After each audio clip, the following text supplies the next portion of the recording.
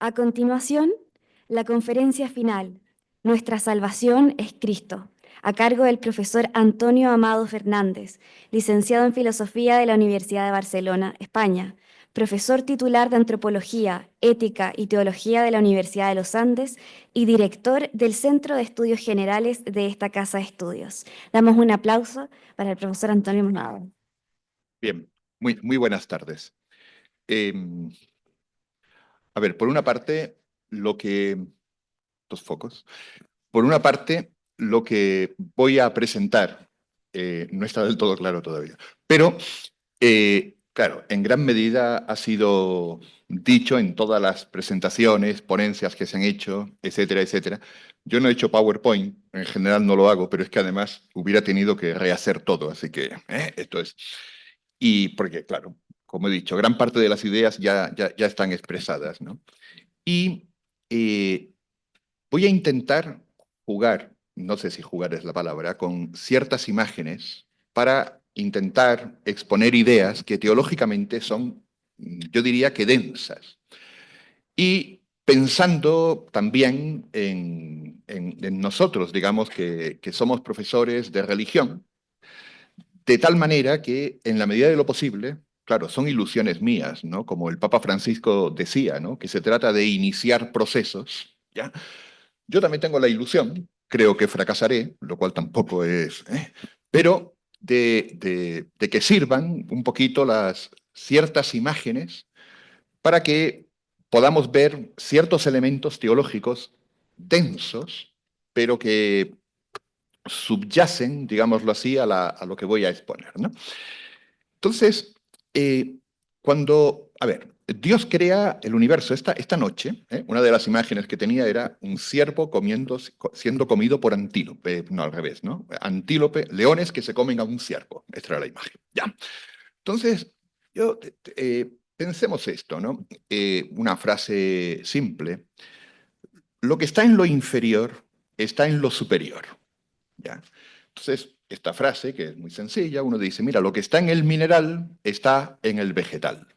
Lo que se encuentra en el vegetal está en el mineral.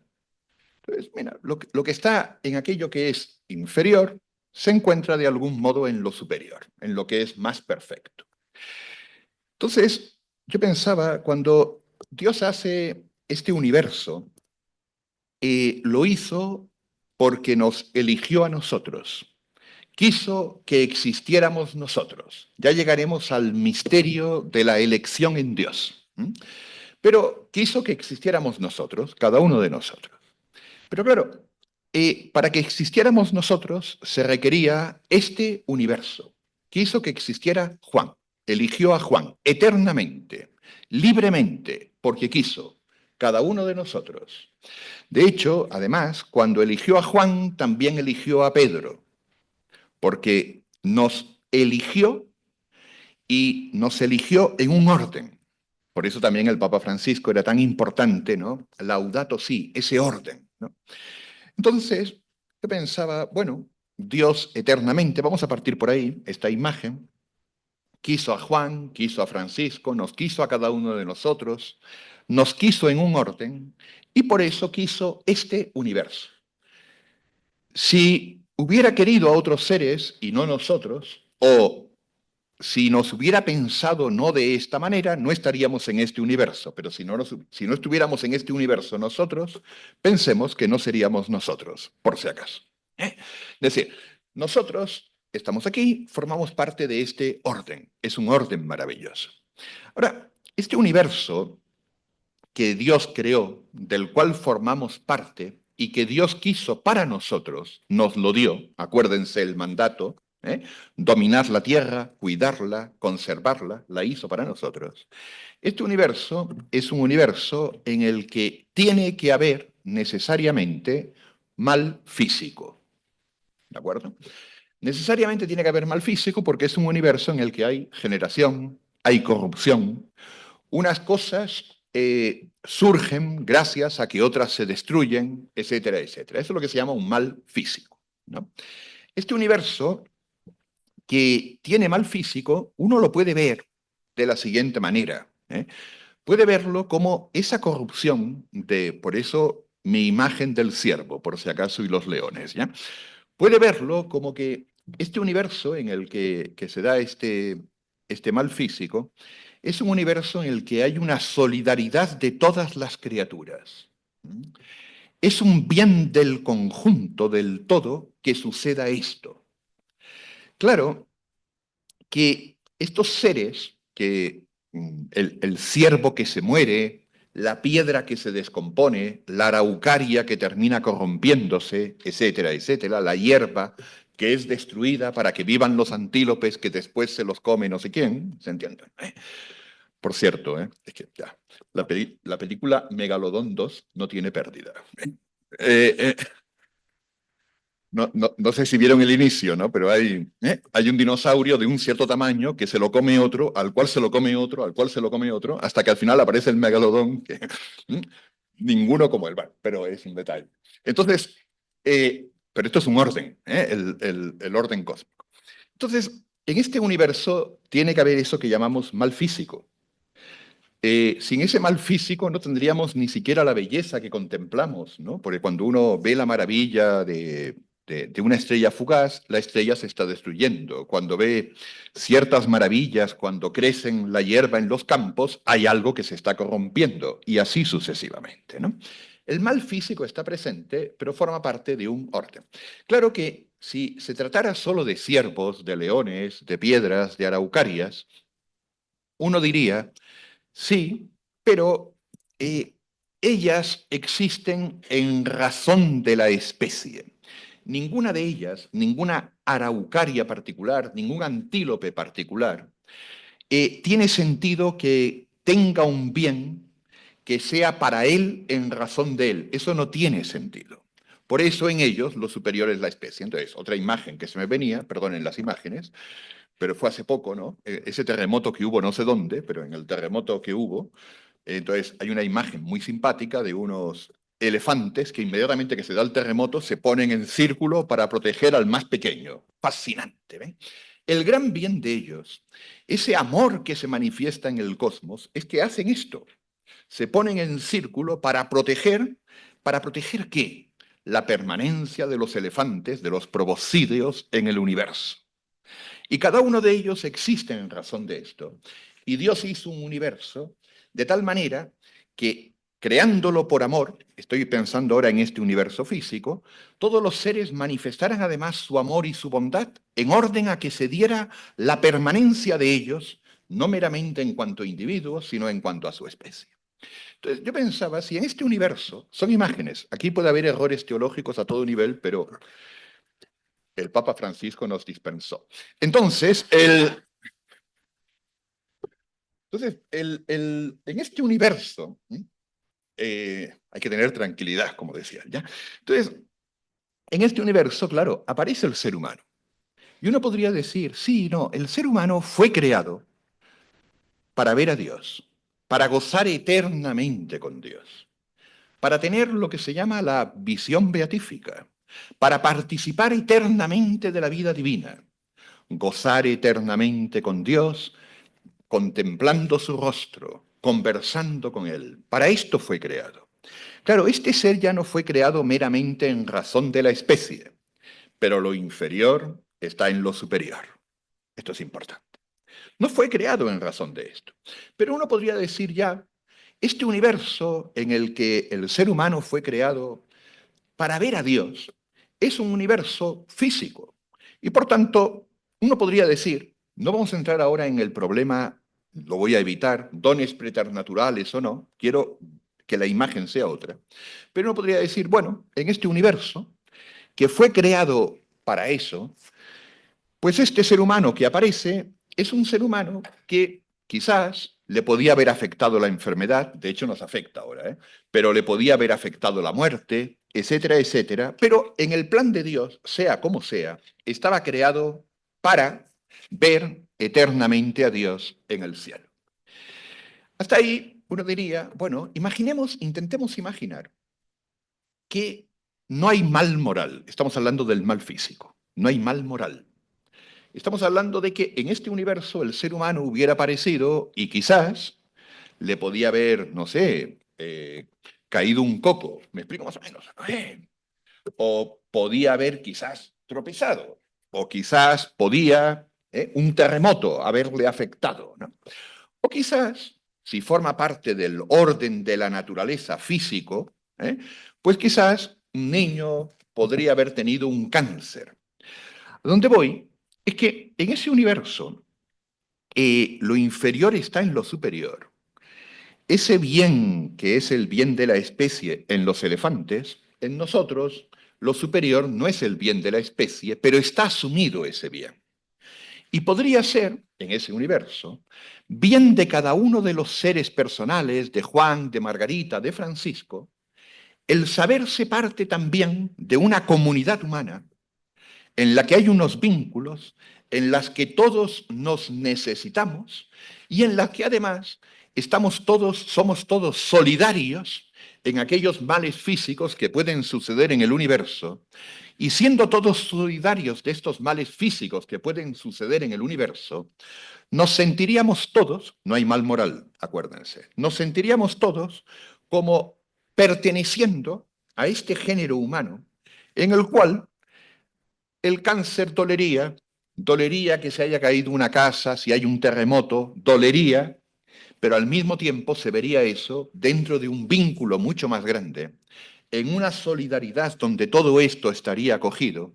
Se vería además que estos problemas, estos daños que nos afectarían físicamente, de alguna manera pueden formar parte de un modo simple, de un orden en el que somos solidarios y todo coopera al bien de todos. Hasta ahí, para que nos entendamos. Entonces, así como el pobre antílope es comido por un león, así como los animales más viejos, por decir así, o los más débiles, ¿no? Son aquellos que se ponen primero para, para ser destruidos cuando atacan los leones para que se proteja el bien de la especie. Uno podría decir, bueno, quizás, estamos soñando, acuérdense, quizás, ¿sí? Podría este niño que tuvo un cáncer, que murió jovencito, no hay pecado, podría sentirse además querido, podría vivir, digámoslo así, lo que es la pertenencia a ese grupo que está completamente integrado y donde además se acompañaría con mucha paz este tránsito de esta persona, sabiendo además que incluso su dolor, ese que tiene él, es un dolor que contribuye a ese bien de todos, ya sea porque le acompañan, pero ya sea además porque posibilita enfrentar un problema y cómo vamos superando este problema, etcétera, etcétera. Estoy pensando en un universo en el que hay lo que se llama mal físico, pero no hay pecado. ¿De acuerdo? Ese es el tema. Y ahí estaríamos. A dónde voy es que no viviríamos el mal físico como lo vivimos hoy. Y no viviríamos el mal físico como lo vivimos hoy, porque el problema de cómo vivimos hoy el mal físico tiene que ver con otro mal, que es el mal moral. Y ese mal moral ya no es que se quemó la casa, que el niño tiene cáncer, que, no sé, que tuve un accidente de tal tipo, tal otro, que nací con un brazo más largo que el otro, paciencia, ¿se entiende o no? Aquí ahora ya se trata de que se murió alguien, se trata de un mal de otra naturaleza. Entonces, ayer, hoy también, se nos ha intentado explicar la radicalidad de ese mal.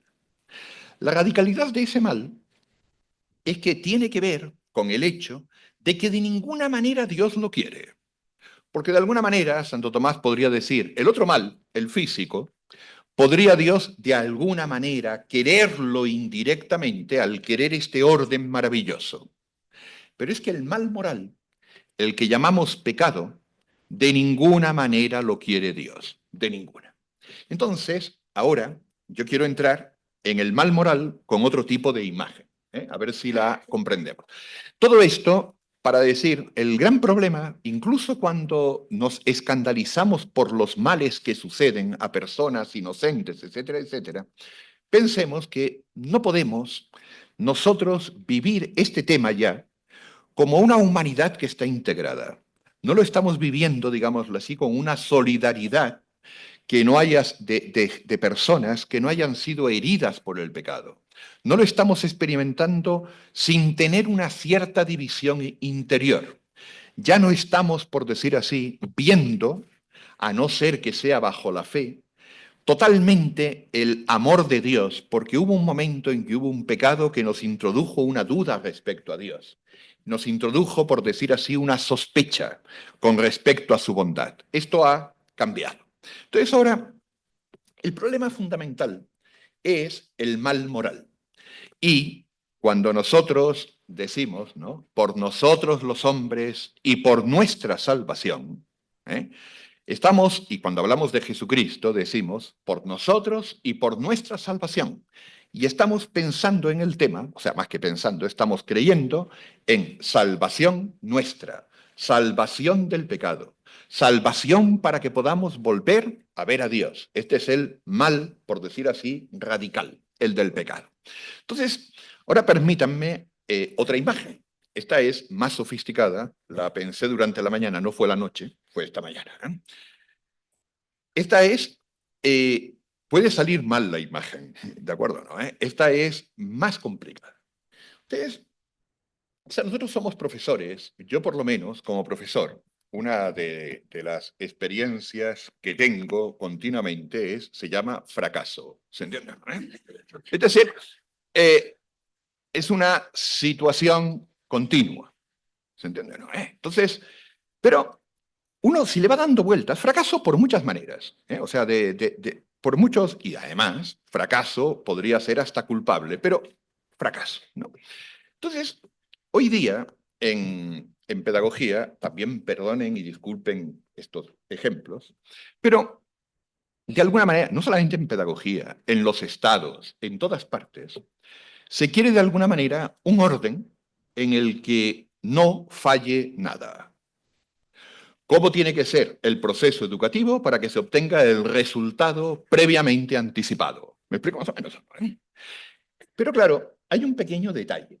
El pequeño detalle es que un proceso educativo auténtico es un proceso que tiene que amar la libertad de una persona como libertad. Y ahí hay un problema. Porque si tú amas la libertad de esa persona como tal, tienes que arriesgarte siempre a que salga mal el proceso educativo. Tienes que arriesgarte. No se trata meramente de que no hizo uno algo bien, porque puede ser, hay pecado, que lo hayamos hecho pésimo. Pero puede ser que lo hayas hecho bien y sin embargo fracase. Esto es muy importante. Entonces, un educador que comprenda esto, se trata de educación, no se trata meramente de enseñar matemáticas, que quizás hay algún método para que el niño repita algo, ¿no? Pero se trata de educar, ¿sí? De que quiera lo que es bueno, de que se abra de verdad a lo que es bueno desde sí mismo. Ayer la señora Rosario nos explicaba esto, que lo quiera internamente, no que sea, insisto, una especie de respuesta mecánica, conducta tipo Pavlov, etcétera, etcétera, ¿no? Entonces, se trata de esto, de que haya una adhesión desde sí mismo a aquello que es bueno. Cuando tú eres un educador y estás buscando esto, sabes que estás con cierta indigencia. Sabes, si de verdad amas la libertad de ese niño, que no está todo en tus manos. Sabes perfectamente que tienes que contar con que él quiera. Y que, de hecho, se juega todo en que de verdad seas transparente, no hagas trampa, que no haya un mecanismo extraño para obtener la respuesta, sino que esto vaya dirigido de verdad a una libertad para que quiera aquello. Y entonces se me imaginaba este cuento, ya, se va entendiendo, espero que sí. Me imaginaba esta historia. Ustedes imagínense un profesor muy mayor, ya hacía clase en otra época, en otro siglo, donde las cosas resultaban, ¿se entiende? ¿No? Y muy mayor, profesor, que hacía clase antes del pecado original, ¿se entiende? ¿No? Ahí está. Y entonces, este profesor, de repente, va a visitarle, perdonen el ejemplo, los cuentos son míos, ustedes pueden después decir, este señor inventa cuentos que no tienen sentido, no pasa nada. Entonces, a este profesor mayor, digo mayor porque quiero que sea mayor, ¿ya? Lo va a visitar un joven muy amigo de él, muy amigo. Es un joven, han llegado a ser muy amigos. Y este profesor, entusiasmado, le habla, el profesor mayor, entusiasmado, le habla de lo que es educar. Se lo cuenta. Le cuenta qué es educar, de qué se trata. Se lo cuenta. Y el profesor joven se va emocionando.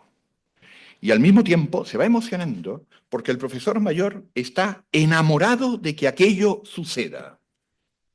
Y el profesor joven se va enamorando porque está viendo lo que quiere su amigo, que es el profesor mayor. Y al mismo tiempo que los dos se van enamorando, por decir así, de aquello que tienen que hacer, empiezan a ver en ese gozo de la maravilla que es que aquello tenga lugar, empiezan a ver simultáneamente el dolor que va a venir por delante. Es decir, yo lo que quiero que vean es que hay simultáneamente un gozo, el gozo de la maravilla del bien, que es conducir a otro a este bien, que es que alcance la virtud, la perfección, que ame lo bueno, pero que esto solo sucederá si es en libertad. Y entonces, al mismo tiempo que ven el gran bien, al mismo tiempo, y el profesor joven está enamoradísimo. ¡Qué maravilla es esto! Al mismo tiempo que ven el gran bien, al mismo tiempo empieza a aparecer la perspectiva de, pero quedamos con una indigencia. Hacer esto lleva consigo un riesgo. Si hacemos esto, vamos a sufrir. Esto va a ir mal. ¿Me explico más o menos? ¿Ya? Solución, ¿eh? No la quiero decir. ¿Se entiende más o menos? Pero todos sabemos la solución. La solución es evitar el riesgo. ¿Ya? Para evitar el riesgo ya tenemos, digamos, distintos mecanismos de control. ¿Se entiende más o menos? Pero aquí se trata ahora de no evitar el riesgo, de solo en libertad se alcanza este bien. Tú limitas la libertad, ya no se alcanza este bien. El profesor joven queda enamorado. El profesor joven queda enamorado y al mismo tiempo resulta que con su maestro el maestro ve con temor que el joven se está enamorando de esto. El maestro mayor ve con terror que el joven va a ir a ser profesor. ¿De acuerdo? ¿Se entiende más o menos? Fíjense, por favor, que hay un amor. Fíjense que ese amor mueve al joven, incluso con la perspectiva de un fracaso posible, entre comillas, mueve al joven a que vaya a querer ser profesor. Y su amigo, al mismo tiempo, sufre también con la perspectiva de su amigo. Bien. Ahora, vayamos a la Biblia. ¿Se entendió mi ejemplo? Está perfecto. Con eso ya puedo irme. ¿Se entendió? ¿Se entendieron el ejemplo? Listos, ¿no? Entonces ahora, vayamos a la Sagrada Escritura. Nos eligió en Cristo antes de la constitución del mundo. Entonces, nos eligió en Cristo. Nosotros muchas veces,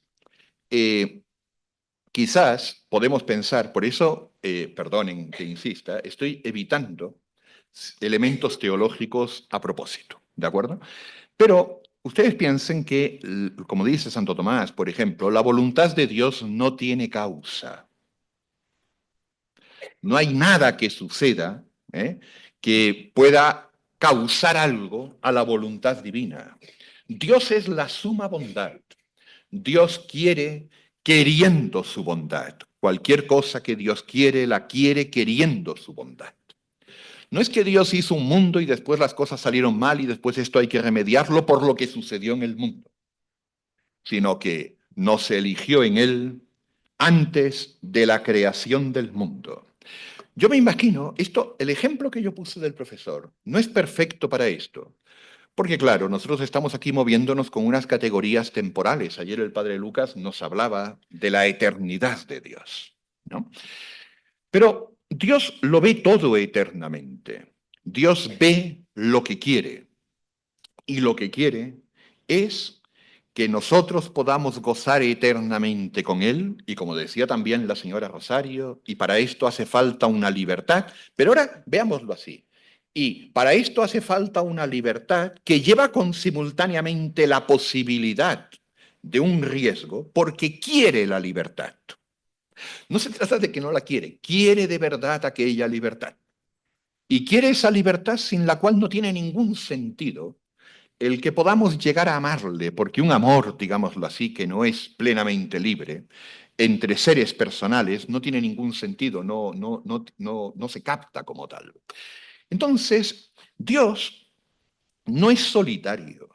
Cuando Dios Padre ha querido este universo con cada uno de nosotros, nos ha querido en este universo en el que estaba este orden, en el que está el mal físico, esas cosas que yo decía, que las dejamos ahí, pero nos quiso con este meollo, que pudiéramos buscarle a Él con libertad.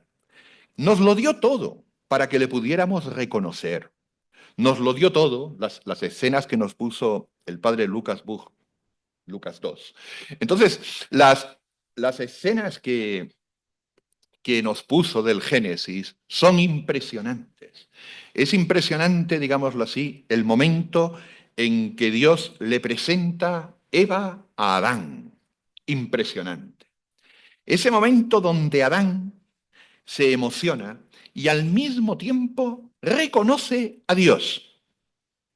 Porque lo que sucede es que se da cuenta de que es muy amado porque alguien le ha hecho ese don.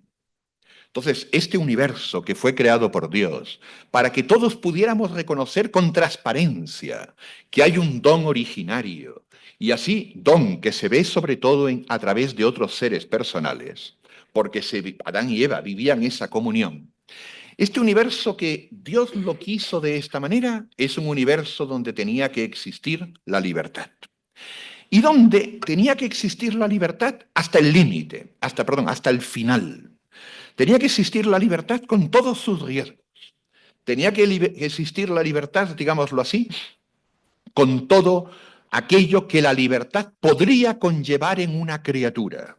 Dios mismo, en su omnipotencia, como dicen algunos teólogos, tendría que ser omnipotente para hacer posible aquel espacio de la libertad humana.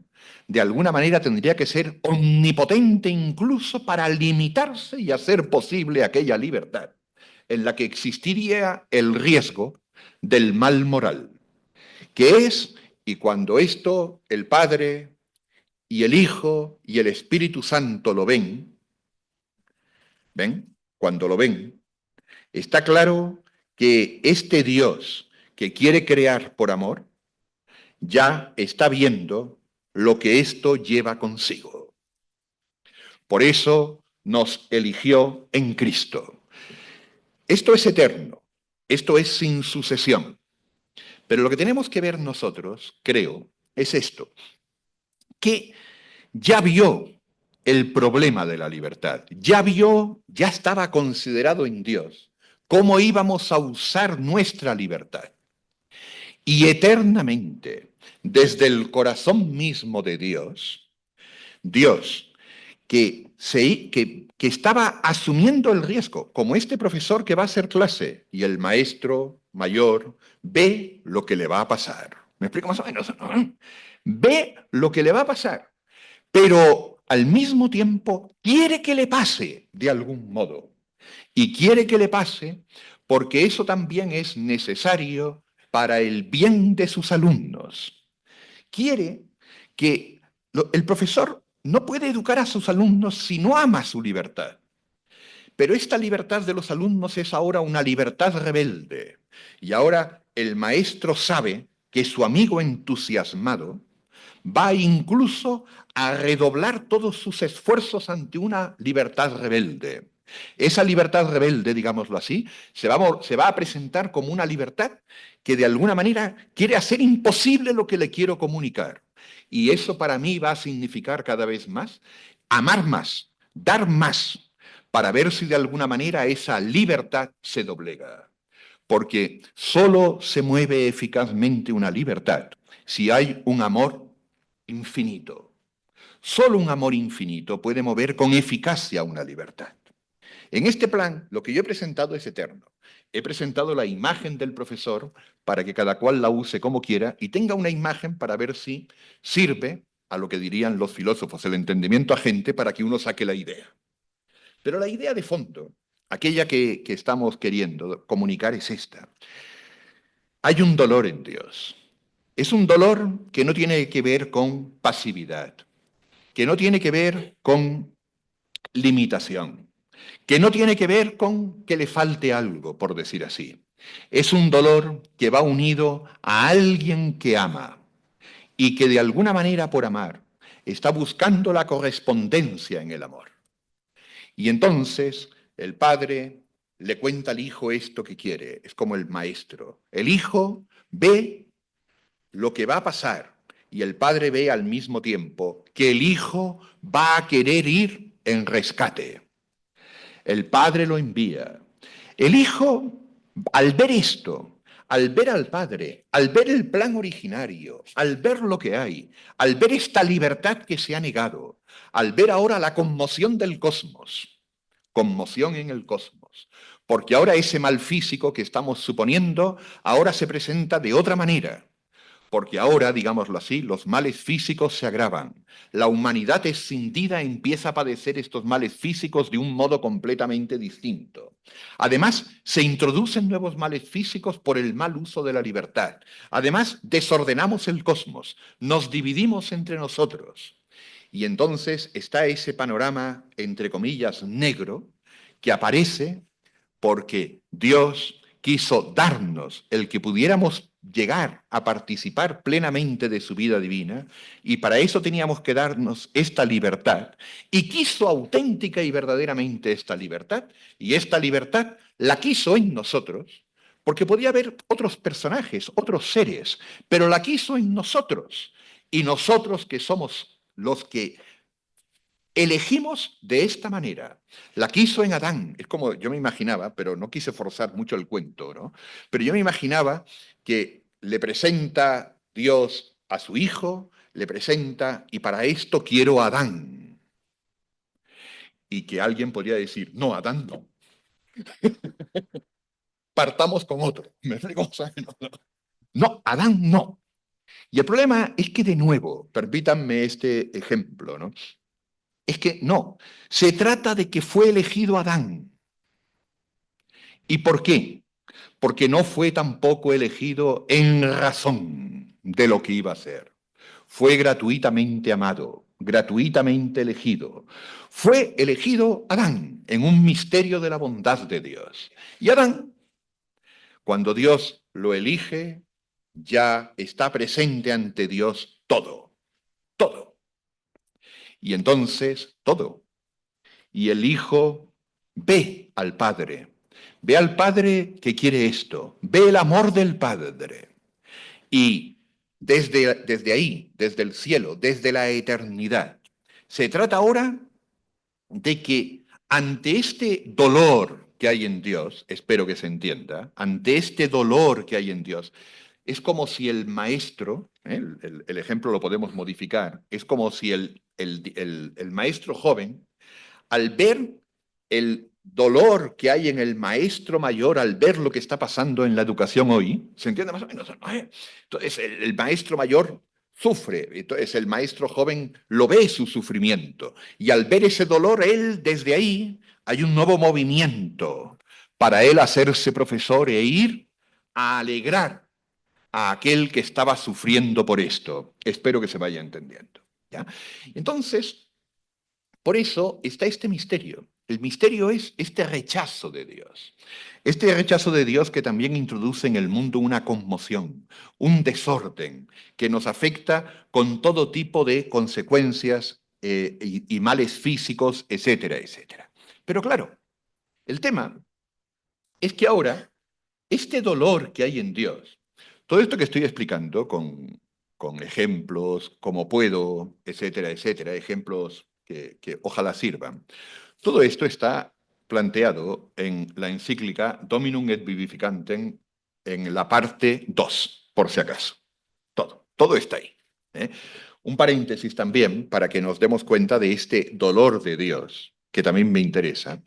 Este dolor de Dios, cuando nosotros cometemos un pecado y hay remordimiento en la conciencia, ese remordimiento en la conciencia no es lo mismo que perder un brazo, no es lo mismo que te saquen la muela. ¿Me explico más o menos? No.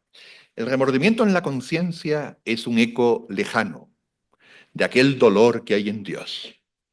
Ese es el dolor de la conciencia. El dolor de la conciencia no es un mero malestar.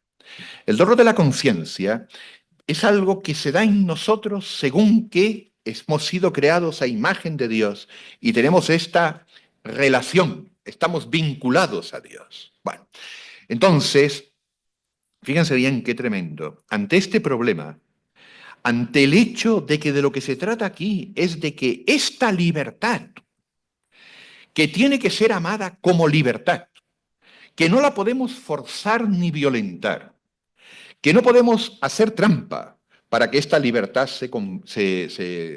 cambie de parecer, porque entonces no va a amar de verdad.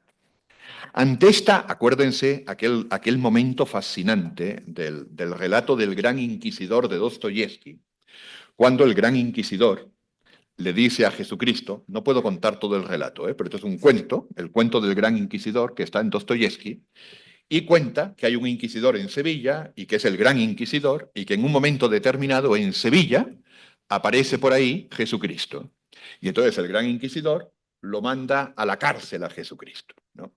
Y, entre otras cosas, una de las cosas más notables del relato del gran inquisidor es que el gran inquisidor, entre comillas, dialoga con Jesucristo, pero en todo el relato Jesucristo no dice nada, todo lo dice el gran inquisidor, ¿no? Que va. Entonces el gran inquisidor le dice esto, porque tú quisiste nuestra libertad y por eso no multiplicaste las piedras en panes. Porque sabías que si multiplicabas las piedras en panes, todos te hubieran seguido. Pero tú no querías que te siguieran por eso. Lo que querías era nuestra libertad. Y entonces el Señor tampoco fuerza nuestra libertad. El Señor no viene a hacer una especie de trampa para ver si logramos aquí arreglar este problema de lo que falló en el principio. No, porque el problema de fondo es este Dios que ama esta libertad con el riesgo de que esta libertad le pueda rechazar.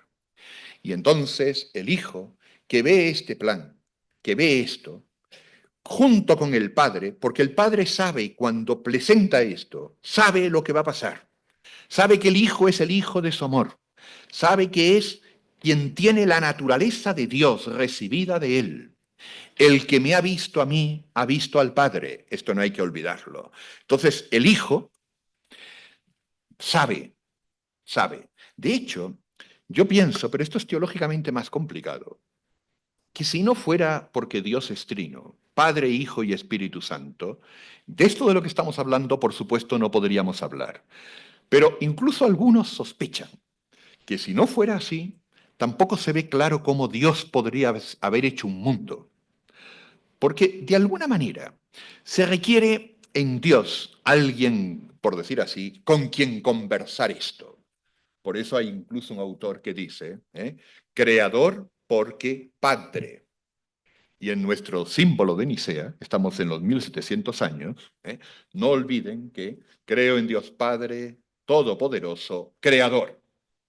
Pero el hecho de que sea creador está también unido al hecho de que es Padre. Vamos a verlo así en el seno de la Trinidad, ¿no? Padre del Hijo y entonces creador del universo, un universo en el que puede haber libertad, libertad que le rechaza, pero un universo en el que el Hijo va a entrar como va a entrar como don, como dádiva, entrega del Padre, en razón, digámoslo así, de aquel dolor que hay en él por lo que sucede con la libertad, para, en esta entrega definitiva, asumiendo hasta las consecuencias últimas lo que lleva consigo la desordenada libertad de la criatura, presentarse ante el ser humano como necesitado él mismo de ser acogido. El misterio de Cristo en la cruz es el misterio de Dios que está manifestando el dolor que hay en él, porque su amor no es acogido. Y cuando hace esto, además, estando presente en toda la historia todo tipo de mal físico, cuando hace esto, hace además esta cosa sorprendente. Acuérdense Isaías, el siervo doliente, cargó sobre sí nuestros pecados, triturado, ¿eh?, por todo lo que nosotros hicimos, siendo él inocente. Entonces, al hacer esto, ¿eh?, entra en la historia para él, que es Dios, cargar sobre sí con todos nuestros pecados, con todos nuestros sufrimientos, con todo aquello, digámoslo así, que hay de mal en el mundo, para que se haga visible ahí lo que significa para Dios este mal, para que se vea el dolor que hay en Dios por el mal del mundo. Entonces, ahí se hace visible un dolor. Ahí se hace visible lo que significa en realidad para Dios el mal que hay en el mundo, sobre todo el mal de que se le rechace a Él. Y ante este rechazo, después pongo otro cuento, ante este rechazo Él se presenta inerme, se presenta débil. Acuérdense que por su debilidad, dice San Pablo en la segunda carta a los Corintios, por su debilidad fue vencido. Se presenta, digámoslo así, sin ser ninguna amenaza. No os resistáis al mal, está en la Sagrada Escritura, lo dice el Señor. Se presenta débil, en su flaqueza fue vencido. Sin embargo, por la fuerza de Dios resultó victorioso. De tal manera que en su debilidad fue vencido. Quiere decir, entró de tal manera que no es ninguna amenaza para nosotros, para que nuestra libertad, al ver esto, pueda abrirse, porque solo mueve eficazmente una libertad, un amor, y más un amor que se entrega por completo, un amor que no amenaza, un amor que se pone por debajo, un amor que hace visible, que se hace cargo de cualquier sufrimiento. El problema es que al hacer esto, más que el problema, al hacer esto, lo hace de tal modo que asume todos los sufrimientos del cosmos. Asume todo dolor que exista en el género humano, desde el principio hasta el final. Particularísimamente el dolor de la conciencia por nuestros pecados. Particularísimamente, digámoslo así, esa soledad que está en aquel que está en el infierno. No lo olvidemos, descendió a esa soledad del hombre que está sin Dios. A esa soledad que es lo más nefasto que puede darse. Peor que perder la mano, que perder un brazo, y puedo seguir con órganos. Pero descendió, digámoslo así, asumió todo eso. Y asumió todo eso para que ahora, cualquier circunstancia, incluso sin conocerle a él, cualquier evento negativo, aunque sea rechazado hondamente por aquel que lo padece, cualquier sufrimiento, aunque sea del niño inocente, cualquier dolor que exista en el mundo, sea ocasión, sea una ocasión para que alguien pueda encontrarse con él. Es decir, para que en cualquier cosa que suceda, donde parece que no está, hay que tener en cuenta que, como dice Canta la Mesa, ¿no?, la gloria del crucificado es que se oculta la gloria. Es decir, de tal manera que sea próximo a todos, porque todos estamos enredados en el mal. Y sea próximo a todos que estamos enredados en el mal, precisamente habiéndose de alguna manera manifestado su gloria en la ocultación de su gloria. Y por eso es misterioso.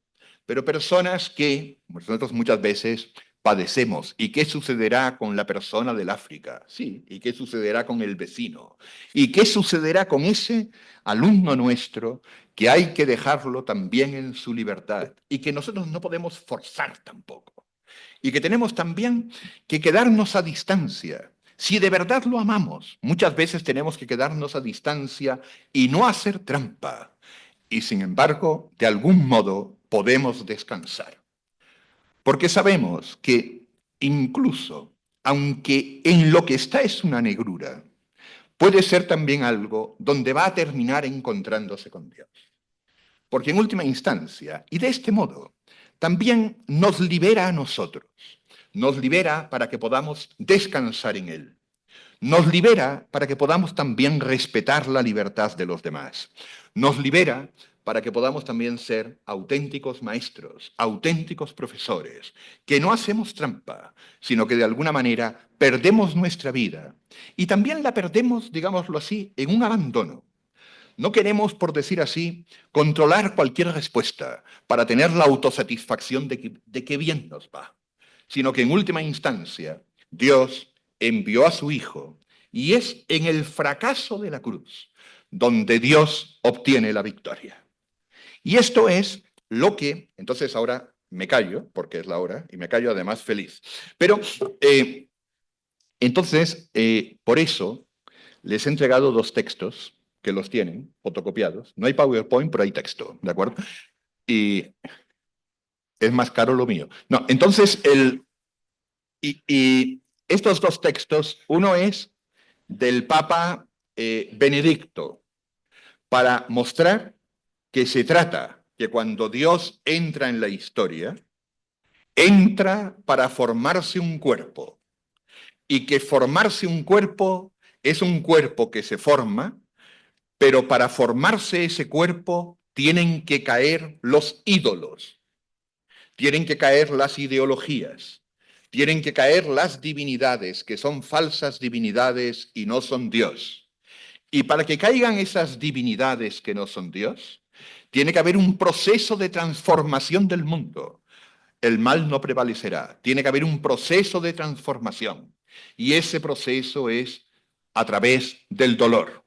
Pero es un dolor que es dolor salvífico, porque en Dios, ante aquello que venía por la creación del ser humano, que fue creado por amor, ante el dolor de lo que significaba su rechazo, se originó una nueva dádiva, la del Hijo, para que Él asumiera todo el mal de la historia y, entregándonos su espíritu, se produjera la transformación de toda la historia mediante un proceso en el que todo mal, que será vencido, es un mal que es asumido en este proceso de transformación.